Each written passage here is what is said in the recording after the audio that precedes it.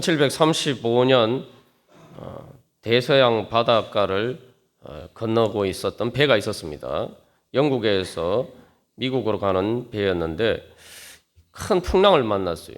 그래서 거기서 한 사람이 정말 죽음에 대한 공포에 휩싸여 있었습니다. 그런데 어디선가 너무나도 평화로운 그 풍랑이나 또 죽음에 대한 공포에 떨고 있었던 그러한 분위기와는 정반대되는 그러한 찬양의 은은한 소리가 들려왔습니다.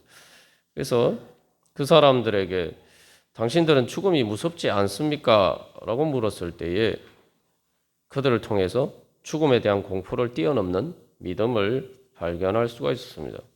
바로 그 사람이 존 웨슬리입니다. 바로 이 감리교를 창시하고 또한 대부흥의 주역으로 하나님께 쓰임을 받은 귀한 사람이죠. 그러나 그도 한때 죽음에 대한 공포를 뛰어넘는 그러한 믿음을 가지지 못하고 있었던 때가 있었습니다. 그래서 그에게 바로 그 죽음에 대한 공포를 뛰어넘는 믿음을 가지고 있었던 이제 모라비안이라고 하는데 그 사람들과 만나서 교제하는 가운데 그런 질문을 받았어요. 당신은 구원하는 믿음을 가지고 있습니까? 그래서 그러한 질문 앞에서 존 웨슬리는 진지하게 자기 자신의 신앙생활에 대해서 질문해 보게 됩니다. 그가 모태신앙이고 어렸을 때부터 경건의 훈련을 열심히 받았고 또 목회자로서 또 선교 사역을 또 하고 한 그런 사람인데 나는 진정 회개한 사람인가? 나는 진정한 기독교인인가? 아니면 나는 아직도 여전히 분노의 자녀와 지옥의 자손이 아닌가? 나는 정말 구원하는 믿음을 가지고 있는가? 그런 질문을 가지고 주님 앞에 나가는 가운데 결국 그 하나님의 구원의 은혜를 체험하게 되고 거듭나는 그러한 은혜를 체험하게 되었습니다. 여러분들은 어떠십니까? 여러분들은 구원하는 믿음을 가지고 계십니까? 구원하는 믿음이 뭡니까? 하나님 나라에 들어갈 수 있는 믿음이고 하나님 나라를 받을 수 있는 믿음이. 그래서 우리가 진짜 우리의 삶에 있어서 무엇이 필요하냐 했을 때 바로 우리에게는 구원하는 믿음. 그래서 하나님의 열매를 맺을 수 있는 믿음의 씨앗이 있어야 됩니다. 그 씨앗이 우리 안에 있어야 됩니다. 그러면은 하나님 나라의 열매를 맺을 수 있는 믿음의 씨앗이 뭐냐? 그게 바로 탕자의 믿음입니다. 우리가 탕자라고 하면 사실 탕자의 믿음 이게 좀 모순되는 것처럼 보이지만 탕자가 지금 아버지께 돌아가는 그 믿음만 그것과 똑같은 믿음만 있으면 우리는 하나님 나라의 열매를 맺을 수 있습니다. 그게 하나님 나라의 시작이에요. 그렇다면은 우리는 정말 나는 그런 탕자와 같은 믿음을 가지고 있느냐? 내 안에 그러한 믿음의 씨앗이 있고 내가 그런 믿음에서 지금 시작해서 성장해 가고 있느냐? 우리 자신을 점검해 볼 필요가 있습니다. 만약 내가 신앙생활을 오래 했음에도 불구하고 하나님 나라의 열매를 제대로 맛보고 있지 못하다면은 기본적인 이 시작부터 뭔가 잘못된 게 아닌가? 내가 아직 그 아버지께 돌아가는 탕자의 믿음도 가지고 있지 않은 것이 아닌가? 우리가 그런 부분도 우리 자신에게 점검해 보면서 계속 우리가 그 믿음을 재확인해야 될 것입니다. 탕자의 믿음이 뭐냐? 한마디로 말하면 일어나서 몸으로 주님 앞에 돌아가는 믿음입니다. 여기서 중요한 거는 하나님 아버지께 돌아가기 위해서 돌아가는데 마음만 돌아가는 거예요. 일어나서 직접 몸으로 일어나서 하나님 아버지께 돌아가는 것이 탕자의 믿음입니다. 그렇다면은 이 탕자의 믿음이 무엇이냐 살펴보기 위해서는 탕자가 어떻게 그 믿음을 가지게 되었는지 그 과정을 우리가 살펴볼 필요가 있어요. 자, 그래서 여기서 이제 특별히 우리가 주목해야 될 것은 14절에서 누가복음 15장 14절에 탕자가 흉년이 들어서 자기가 가지고 갔던 그 재산 다 이렇게 없어진 후에 비로소 궁핍하게 되었다라고 얘기하겠습니다. 여기서 비로소 궁핍하게 되었다는 것을 이제 문자 그대로 번역하면은 필요를 느끼기 시작했다. 필요를 느끼기 시작했다. 부족함을 느끼기 시작했다. 이게 믿음의 출발입니다. 우리의 근본적인 죄는 탕자의 죄가 뭐냐? 우리가 탕자가 허랑방탕하게, 그래서 큰아들이 그렇게 이야기하죠. 이 아들이 창녀들과 함께 그 재산 다 삼켜버렸지 않습니까? 허랑방탕 이렇게 이야기하면 주로 이제 우리가 생각하는 거, 말 그대로 창녀들과 그렇게 허랑방탕하게, 말 그대로 허랑방탕하게 사는 그런 것만 생각합니다만, 그러니까 탕자하고 나하고 별 상관없는데, 나는 탕자가 아닌데, 이렇게 생각합니다. 그러나 탕자의 죄의 근본적인 문제는 무엇입니까? 바로 아버지를 떠난 거예요. 그래서 이 탕자의 근본적인 문제는 아버지가 필요 없다. 내 삶에 아버지가 필요 없고 아버지 집도 필요 없고 그것이 정말 나한테 필요하다. 이런 것을 느끼지 못한 거예요. 다시 말하면 우리에게 적용해서 이야기하면 하나님이 필요하다. 나에게는 하나님 아버지 집이 필요하다. 예수 그리스도의 구원의 은혜가 필요하다. 이런 생각을 하지 않는 것. 그게 탕자의 근본적인 문제였죠. 그래서 이게 탕자의 죄가 결국 아담과 하와가 지은 원죄와 똑같아요. 뭐냐면 아담과 하와에게 뱀이 유혹한 것, 너희가 선악을 알게 하는 나무의 열매를 맺어주면은 너희들이 하나님과 같이 될 것이다. 이렇게 이야기를 한단 말이죠. 하나님과 같이 된다는 게 뭡니까? 하나님에게서 독립해서 너희들이 하나님처럼 그렇게 살 수 있다. 이게 이제 뱀의 유혹이었고 그게 바로 원죄의 출발점이고 모든 죄의 출발점입니다. 탕자도 지금 나는 아버지 없이도 아버지 집을 떠나서도 잘 살 수 있다. 하나님 없이도 잘 살 수 있다. 교회를 떠나서도 잘 살 수 있다. 그래서 실제로 탕자가 먼 나라로 갔잖아요. 그 다음에 아버지가 죽기도 전인데 재산을 이제 받아서 상속재산 달라고 해서 이렇게 챙겨서 갔다는 말이죠. 그러니까 이제 아버지는 사실 탕자의 인생에 없는 존재예요. 이게 이제 근본적인 문제였어요. 그러나 중요한 것은 그렇게 잘 살 수 있을 줄 알았는데 흉년이 들고 나니까 이제 거기서 자기 재산을 다 낭비했는데 그래서 이제 빈털터리가 되었단 말이죠. 그런데 그렇게 가난하게 되었는데 거기에다가 흉년이 드니까 흉년이 들면은 제일 타격을 입는 게 가난한 사람들이죠. 그러니까 그가 이제 이거 비로소 이제 궁핍하다. 자기가 어떤 문제가 있다. 문제가 어떤 문제가 있냐? 결핍된 문제가 있다. 자기에게 부족한 것이 있다. 이걸 이제 느끼기 시작했던 거예요. 그 전까지는 부족한 건 모르고 살았어요. 예. 이게 이제 이것이 우리에게 이제 보여주는 교훈은 우리가 제가 여러 번 말했는데 젊었을 때는 별로 부족한 줄 몰라요. 물론 젊었어도 여러 가지 고민도 많고 부족한 걸 많이 느끼지만 중요한 거는 정말 이 영적인 필요에 대해서 내가 부족하다 이런 생각하고 하면서 살기가 어렵단 말이에요. 여러 가지 세상적인 것은 많은 것이 부족하다, 가졌으면 좋겠다 이런 생각은 드는데 영적인 필요에 대해서 하나님이 나에게 필요하다. 내가 성경 말씀을 읽을 필요가 있다. 내가 기도할 필요가 있다. 내가 예배 드려야 될 필요가 있다. 그런 것들이 나에게 부족하다. 이런 생각하기가 쉽지 않다 이 말이죠. 그러나 이제 흉년이 들면은 그런 생각들을 하기 시작한다. 흉년이 뭡니까? 우리의 인생에 비춰보면은 우리가 말 그대로 인생의 큰 위기에 닥쳤을 때죠. 또 그런 위기가 없다 하더라도 나이가 들면 흉년이에요. 인생에 내가 살 수 있는 자원들을 다 써버렸어요. 더 이상 내가 인생을 살 수 있는 자원이 없어요. 좀 다 고갈되어서 다 써버려서 건강도 그렇고 여러 가지 모든 게 다 그렇죠.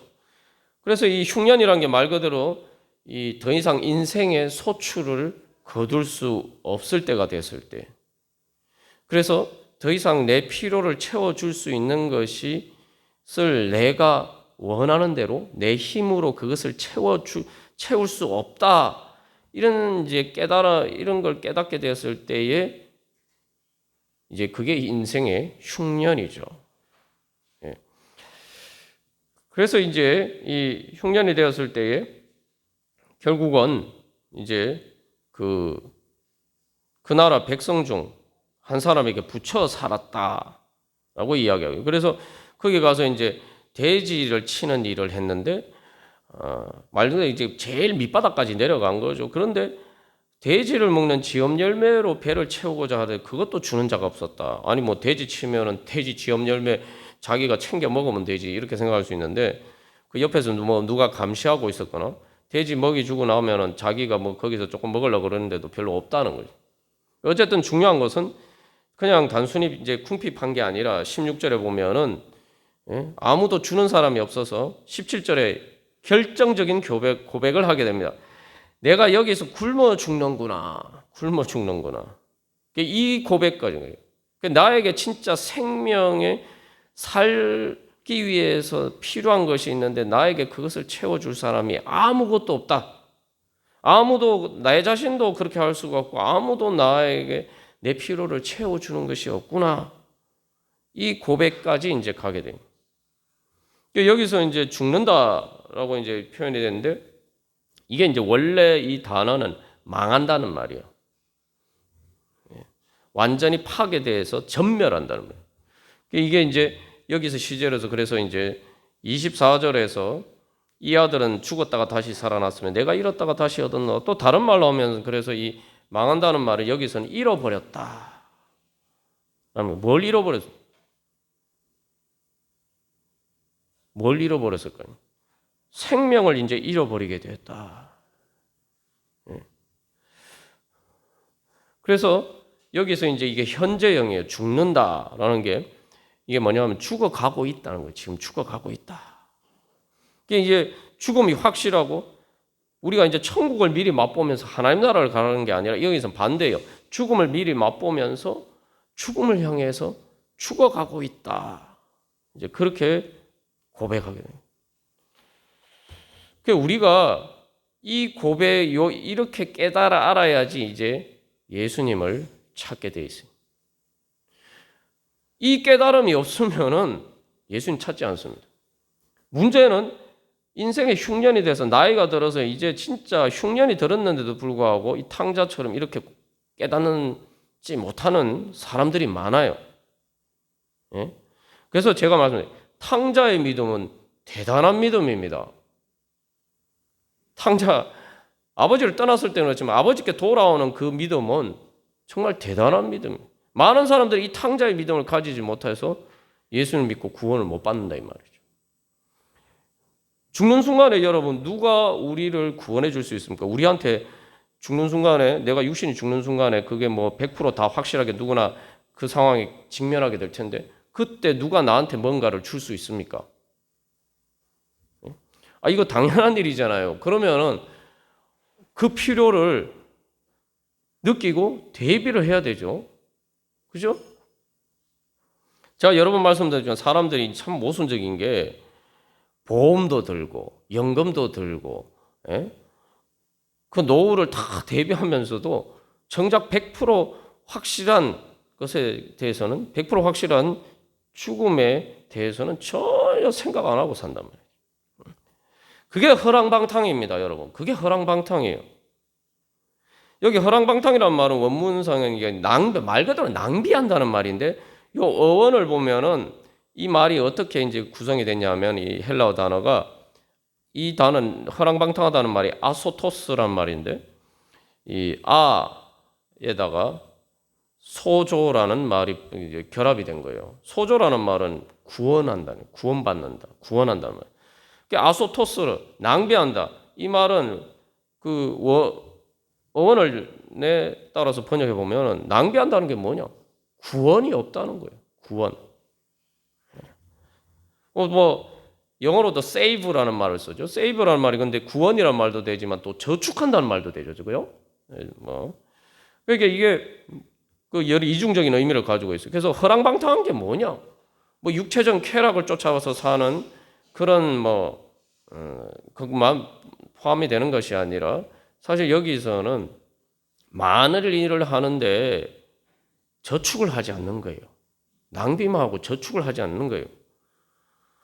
많은 일을 하는데 그 일들이 투자가 아니란 말이에요. 투자가 아니에요.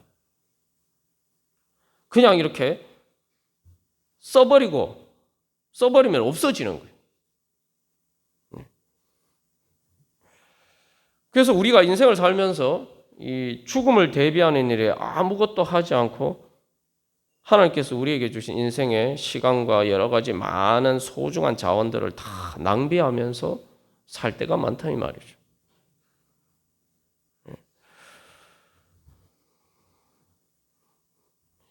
그래서 내가 하는 일이 정말 뭔가 단순히 써버리는 그런 일이 아니라 정말 뭔가 얻을 수 있는 열매를 맺을 수 있는 투자를 하는 일인가? 특별히 죽음을 대비해서 내가 거기에서 하나님 나라의 열매를 맺을 수 있는 일에 내 인생의 자원을 사용하고 있는가? 아니면 내 인생의 자원을 그런 것에서 전혀 사용하지 않고 헛되이 낭비하고 있는가? 그래서 이 탕자가 고백하는 것은 아무도 주는 사람이 없기 때문에 죽는다고 고백하죠. 그래서 이 누가 우리를 죽음에서 구원해 줄 수 있느냐? 누가 모든 사람을 다 삼키는 내 인생의 모든 것을 다 삼키는 죽음의 허기진 배를 누가 채워줄 수 있느냐? 여기서 이제 우리가 주목해야 될 것은 15절 말씀에 그 나라 백성 중 한 사람에게 붙여 산다. 이 붙여 산다는 말이 좀 이렇게 적나라하게 번역하면 빌부터 산다는 거예요. 부정적인 의미로 표현한 빌부터 산다. 그래서 그 나라 사람에게 한 사람에게 빌부터 살았는데 그 사람한테 그 사람의 종으로 그렇게 잘 보여도 그 사람이 굶어서 죽게 됐는데도 아무것도 안 준다 이 말이에요. 여기 그 나라 백성 먼 나라는 특히 이제 돼지 치는 일이라고 하는데 돼지는 이제 성경에서 구약 성경에서 부정한 동물로 취급을 하기 때문에 유대인들은 돼지고기를 안 먹죠. 우리는 예수님이 이후에 율법에서 그런 제의적인 율법에서 우리가 자유하게 됐기 때문에 상관없습니다만 오늘 이슬람에서 돼지고기 안 먹듯이 유대인들도 마찬가지예요. 여기 돼지를 친다는 것은 유대인들은 돼지를 안 키워요. 돼지를 친다는 건 이방인, 하나님 모르는 세상을 얘기합니다. 하나님 모르는 세상에서 돼지 치는 일을 하면서 하는 거예요. 돼지 치는 일, 그 일도 중요한 일일 수도 있지만 중요한 것은 부정한 일이에요. 우리가 레위기 강해에서 부정의 의미에 대해서 자세히 살펴본 것처럼 부정이라는 것은 죽음을 이길 수 없는 거예요. 죽음의 그림자를 얘기해요. 죽음의 문제를 해결하는 것과 아무 상관없는 일이에요. 그런 일에 우리가 열심히 세상 살면은 또 그런 일도 열심히 해야 돼요. 근데 중요한 것은 그런 일만 하느라고 정작 나를 죽음에서 구원해 줄 수 있는 이 일에 대해서는 아무런 투자를 하지 않으면은 이런 지금 탕자와 같은 그런 일이 된단 말이죠. 우리가 하는 일이 결국은 돼지 치는 일과 같은 부정한 일. 여기서 우리가 한 가지 다시 기억해야 할 것은 세상에 우리가 잘 보여서, 그죠? 세상에 빌부터 살아보고 세상에 맞춰서 잘 살아보려고 해도 여러분 죽을 때 아무도 나를 도와주지 않습니다.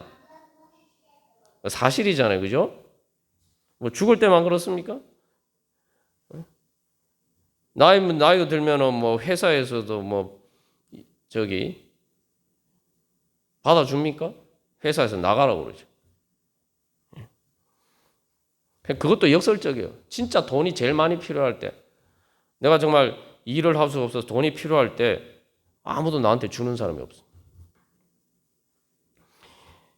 지엄 열매라는 거 이거 말 그대로 이제 돼지나 먹는 그런 건데 일반 사람들이 잘 먹지 않는 겨우 가뭄에 굶어 죽을 수준이 됐을 때 먹는 것인데 우리가 사실은 세상에서 누리는 많은 것들이 좋아 보이지만 사실은 기껏해야 돼지가 먹는 지엄 열매에 불과한 거예요. 예? 그런 거 먹고 잠시 잠깐 뭐 배고픔을 살짝 때울 수는 있을지 몰라도, 그죠? 살 수는 없어요.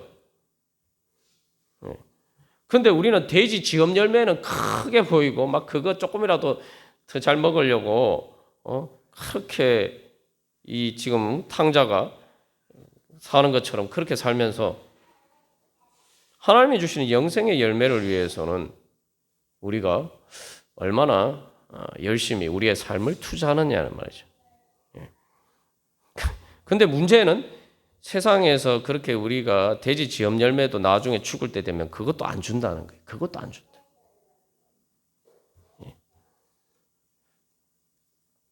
그래서 이제 탕자가 깨닫게 되죠. 아, 나한테 진짜 필요한 것은 아버지 집에 돌아가는 것이구나. 나한테 필요한 것은 구원인데 구원이 뭐냐? 아버지 집에 돌아가는 것이고 아버지가 나한테 필요하구나. 아버지 집이 나한테 필요하구나. 이걸 깨닫게 돼요. 내가 그것 없이는 살 수 없구나. 내가 살기 위해서 아버지한테 돌아가야겠구나. 이 진정한 깨달음이 있으면은 그게 바로 탕자의 믿음이고 그게 하나님 나라의 씨앗입니다. 근데 우리에게 정말 그 믿음이 있느냐는 말이죠. 우리가 세례받을 때 다 그 믿음을 고백하고 예수를 믿었잖아요.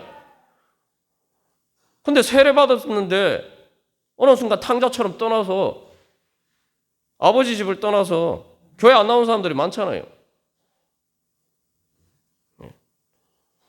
그러면 그 세례 때 했던 고백은 진짜였는가? 우리 자신에게 늘 물어봐요. 네가 진짜 다른 거 다 있어도 하나님 아버지 없으면은 살 수 없다. 근데 우리에게 그런 고백이네. 근데 여기서 중요한 건 17절에 이에 스스로 돌이켜. 이게 뭐냐면 이게 자기 자신에게 말하는 잖아요. 독백. 자기 자신에게 말하는 독백인데 자기 스스로 깨닫는 거예요. 내가 스스로 깨닫는 거예요. 여기서 스스로 돌이켜. 이게 이제 문자 그대로 하면 자기 자신에게 말한다. 이런 얘기인데 이게 이제 수거입니다. 그래서 이게 이제 우리 말로 하면 정신이 번쩍 들었다는 거예요. 정신이 들었다. 정신 차렸다. 이제 그런 말이에요. 여기 스스로 돌이켜라는 말. 그렇게 그런 정신이 들어야 돼요. 진짜 나한테 필요한 거는 하나님 아버지고. 그래서 이 예수님 말씀하셨는데 너희가 어린아이와 같이 하나님 나라를 받들지 않으면 천국에 못 들어간다. 나는 어린아이와 같아서 하나님 아버지 없이는 살 수가 없다. 예? 내 혼자 잘 살 수 있는 것처럼 막 인생이 막 탕자가 아버지 집을 떠나서 얼마나 꿈에 부풀어 있었겠습니까? 내가 이제 재산도 많겠다, 그죠? 그래가지고 진짜 저 먼 나라 가서 나도 한번 멋있게 폼나게 한번 살아봐야지. 다 젊었을 때는 다 그렇게 생각하잖아요.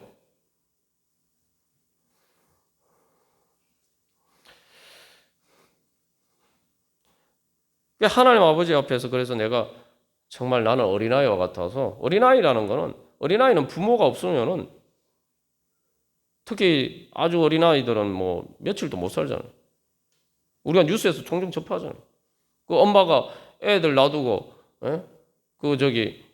돌보지도 않고 뭐 하루 이틀 비워두면다가 애가 죽어서 죽는 경우가 그래서 아동 학대로 이렇게 그 잡혀 들어가고 그런 뉴스를 우리가 보잖아요. 그게 어린아이예요. 내가 하나님 앞에서 어린아이와 같다는 거 인정해야 돼요.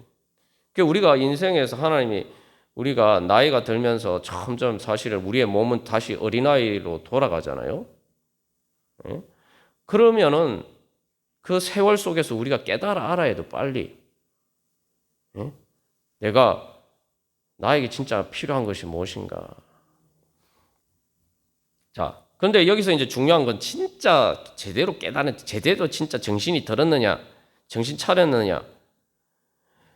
그래서 내가 살기 위해서 아버지 집에 돌아가야겠다. 이런 이제 믿음이 있어야 된다라고 말씀을 드렸는데 여기서 이제 이 탕자의 가치관이 바뀝니다. 뭐라고 얘기합니까? 17절에서 내 아버지에게는 양식이 풍족한 품꾼이 얼마나 많은가. 나는 여기서 줄여 죽는구나. 이게 뭡니까? 뭐 아버지를 사랑하고 뭐 이런 걸 둘째 떠나서 최소한 내가 여기서 사는 것보다는 아버지 집에서 사는 게 훨씬 낫다는 거예요. 예.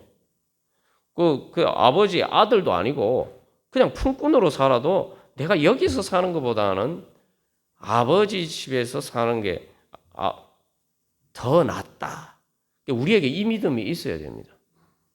우리가 세상 속담에 그런 말이 있죠. 뭐 똥밭에 굴러도 이승이 좋다 이런 말이 있는데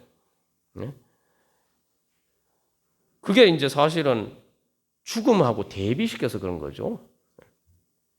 그래서 시편 84편 10절 11절에서 주의 궁정에서의 한 날이 다른 곳에서의 첫날보다 나은즉 악인의 장막에 사는 것보다 내 하나님의 성전 문지기로 있는 것이 좋사오니. 이 생각이 진짜 내가 그렇게 생각이 들어야 돼요. 그 머리로 생각이 아니라 진짜 이 정신이 들어야 돼요. 내가 아버지 집에서, 다시 말하면 교회에서 예배하러 내가 그렇게 신앙생활하면서 사는 것이 그냥 사는 것보다 100배 낫다. 이게 탕자의 생각이 완전 뒤바뀌었죠. 원래는 자기 아버지 집에 사는 것보다 아버지를 떠나서 사는 게 더 행복하다고 생각했는데 이제 바뀌었어요. 행복의 기준이 바뀌었어요.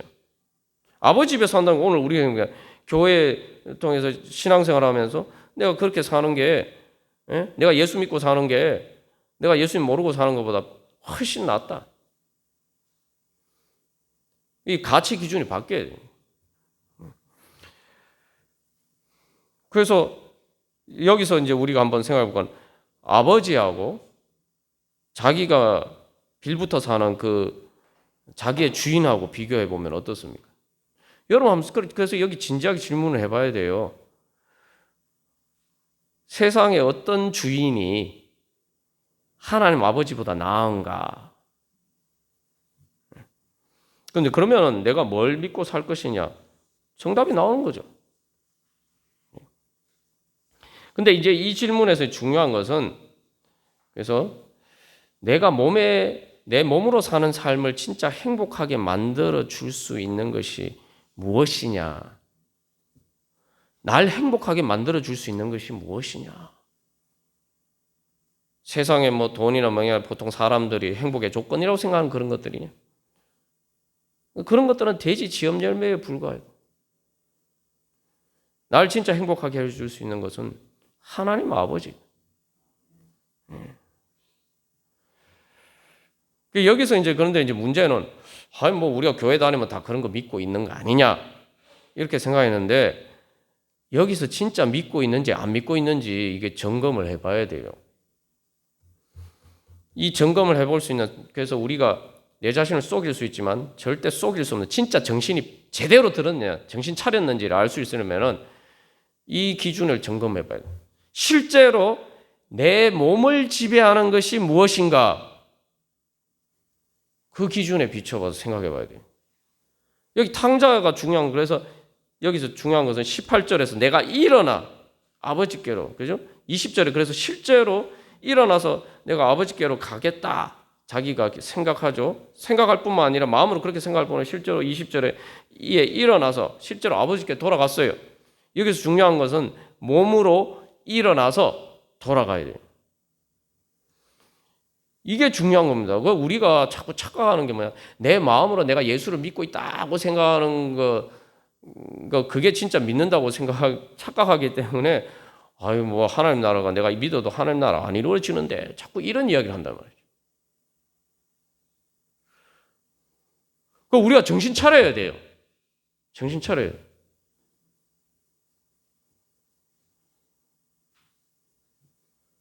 그래서 일어난다는 건 벌떡 일어나는 게 돼요. 정신이 벌쩍 들어서 일어나야 돼요. 정신 차리고 일어나야 돼요. 영적인 잠에서 깨어나야 돼요.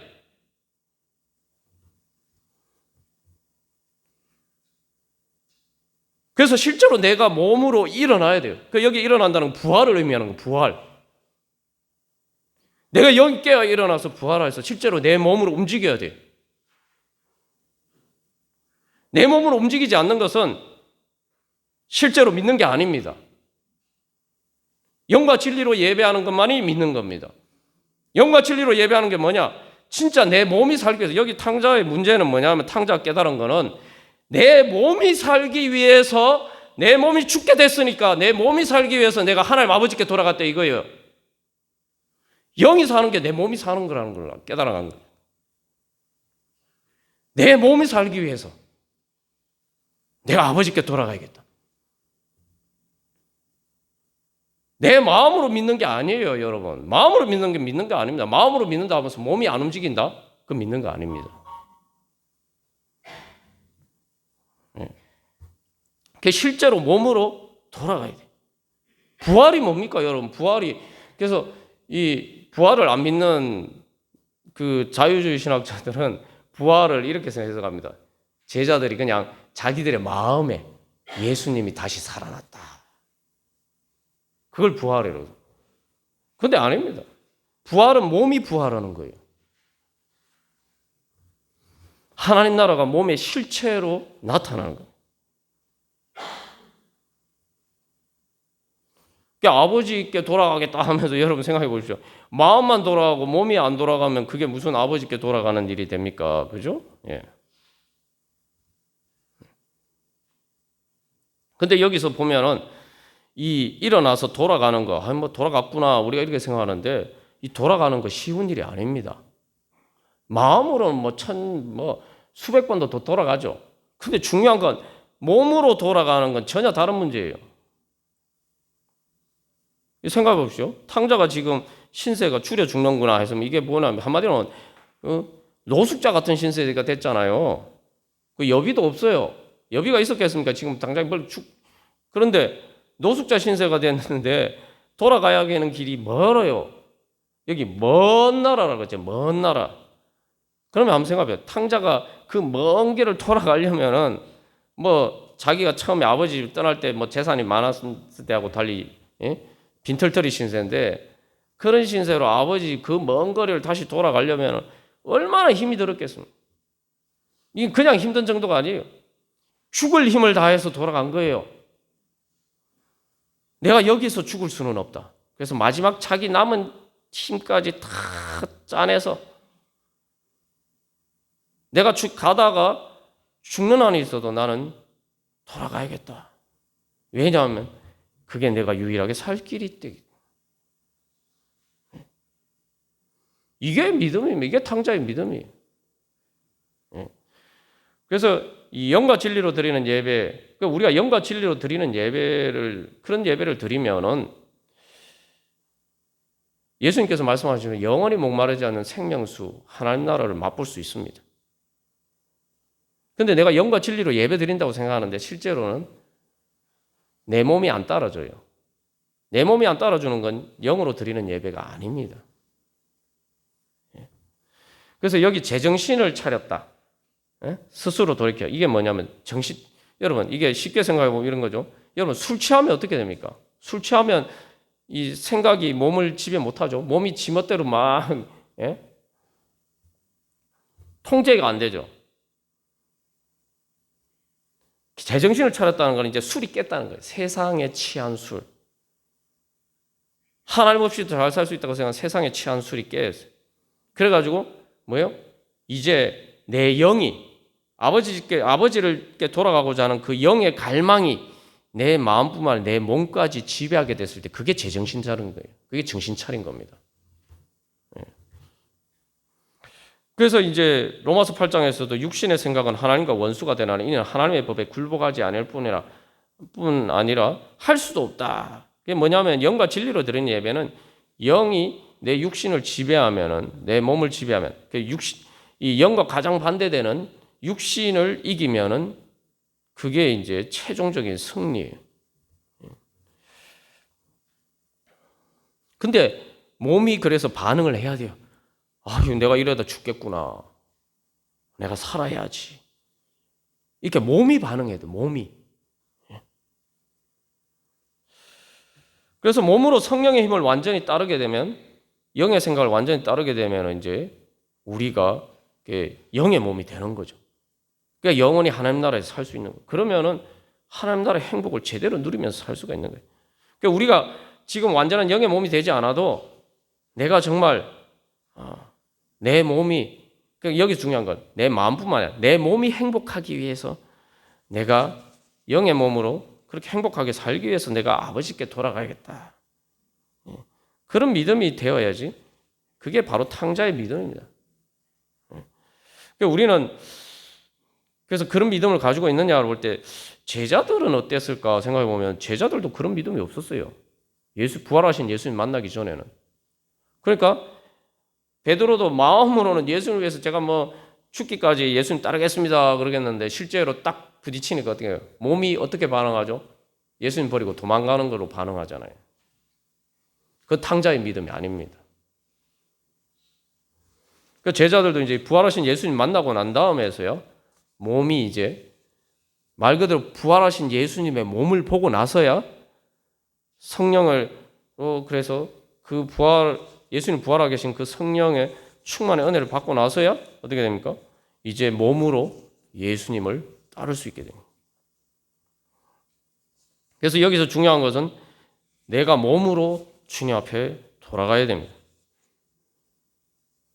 내가 몸으로 하나님 아버지를 만날 수 있는 범위 안으로 내 몸이 가야 돼요. 우리가 하나님 아버지 나한테 왜 은혜 안 주십니까? 이렇게 생각하는데, 이게 탕자의 경우를 보면 가출한 거하고 똑같은 거 아닙니까? 가출. 그죠? 애가 예를 들면 청소년들이 뭐 가출하게 되면은 부모의 보호 범위 안에 머무를 수가 없죠. 부모는 계속 애타게 찾아도 도와줄 수가 없어요. 그래서 그러면은 내가 몸으로 어떻게 내가 주님 앞에 나가느냐? 일단 그 첫 번째는 그래서 우리가 몸으로 하나님 아버지께 돌아가는 게 뭡니까? 그게 몸으로 주일날 예배드리러 나오는 거예요. 그게 시작이 말이 다른데 일단 내 마음이 어떠하든지 간에 일단 몸을 하나님 아버지 집, 이 땅에 있는 하나님 아버지라는 그 예배의 자리에 내 몸을 거기에다 일단 가져다 놓고 시작해야 되는 거예요. 그게 있어야지 이제 하나님 나라의 씨앗이 되는 거죠. 예. 그것도 안 되면은 이거 뭐 아무 방법이 없어요. 예. 그래서 우리가 이제 주일날 처음에 탕자가 돌아왔다 이런 것처럼 우리가 처음 예수를 믿으면 제일 먼저 뭐 주일날 예배 드리러 나오는 것부터 이제 시작하는 거죠. 그래서 주일날 우리가 이 몸으로 예배 드리러 나오는 것은 부활의 연습입니다. 세상은 무덤의 자리예요. 아무리 좋게 포장을 해도 무덤의 자리예요. 왜냐하면 가는 종착지가 세상에서는 결국 가는 종착지가 다 무덤이기 때문에 세상에서는 무덤 말고 종착지가 없어요. 세상에서는. 그러나 우리가 예수를 믿고 교회에서 주님 앞에 나갈 때는 천국문이 열린 자리로 나오는 거죠. 그래서 우리가 주일날 우리의 몸을 일으켜서 예배드리러 예배당에 나오는 것은 여기서 중요한 건 몸으로 나오는 것은 바로 부활의 연습입니다. 그래서 내가 죽는 순간에 내 마지막 순간에 내 몸이 주님 오실 때 내가 정말 부활해서 우리가 오늘 예배 드리는 것처럼 바로 천국에서 주님 앞에 설 수 있는 그것을 내가 미리 연습하는 거예요. 그래서 탕자의 믿음을 한마디로 말하면은 내 인생에 내가 힘이 닿는 한 내가 내 힘으로 예배당에 나올 수 있는 한 내가 주님 앞에 나와서 예배드리는 믿음입니다. 그게 바로 탕자의 믿음입니다. 거기에서부터 시작하는 거예요. 여기서 또 중요한 것은 집이잖아요. 결국 집이 뭡니까? 아무리 밖에서 다른 일을 하더라도 마지막에 돌아가야 할 곳은 집입니다. 다 사람들이 그렇게 하잖아요. 아무리 밖에서 활동을 하고 해도 결국은 집으로 돌아갑니다. 우리가 예배의 자리가 주님을 만나는 자리가 그런 자리가 돼요.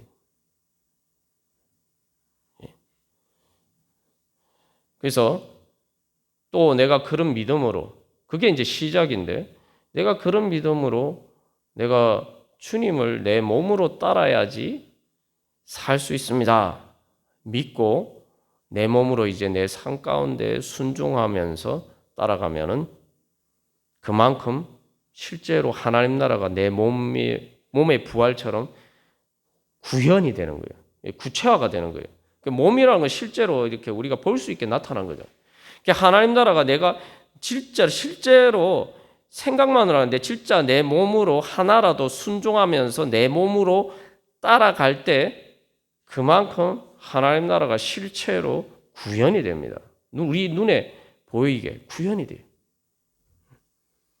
그렇게 해서 우리의 믿음이 점점 성장해서 결국은 이제 마지막 이 하나님 아버지 집에 갔을 때에 결국은 이게 단순히 품꾼이 아니라 정말 아버지가 벌여주는 큰 천국 잔치.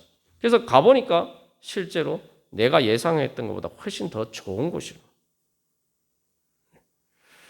우리가 오늘도 그런 믿음으로 또한 이 예배 자리에 나오신 줄 믿습니다. 그래서 우리가 왜 예배 자리에 나오는지, 왜 그 주일날 집에서 방송으로 예배 드려도 되는데 왜 나와야 되는지 우리가 다시 한번 그래서 우리의 몸의 부활을 영의 몸으로 영원히 살 하나님 나라를 소망하면서 주님, 저는 세상에 다 있어도 그거 없으면은 저는 살 수 없습니다. 저에게 진짜 필요한 것은 그것입니다. 우리 그렇게 고백하면서 우리 주보에 있는 기도문을 따라서 같이 기도하고 다 같이 한 마음으로 기도드리겠습니다. 1번 제가 먼저 읽도록 하겠습니다. 저는 하나님 아빠 아버지 없이 살 수 없습니다.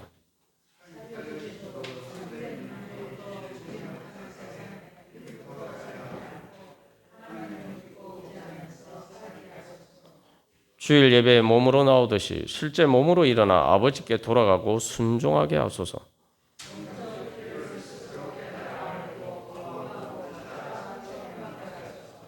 주님께서 주신 귀한 자원들을 세상의 죄와 부정한 헛된 일에 낭비하지 않게 하소서.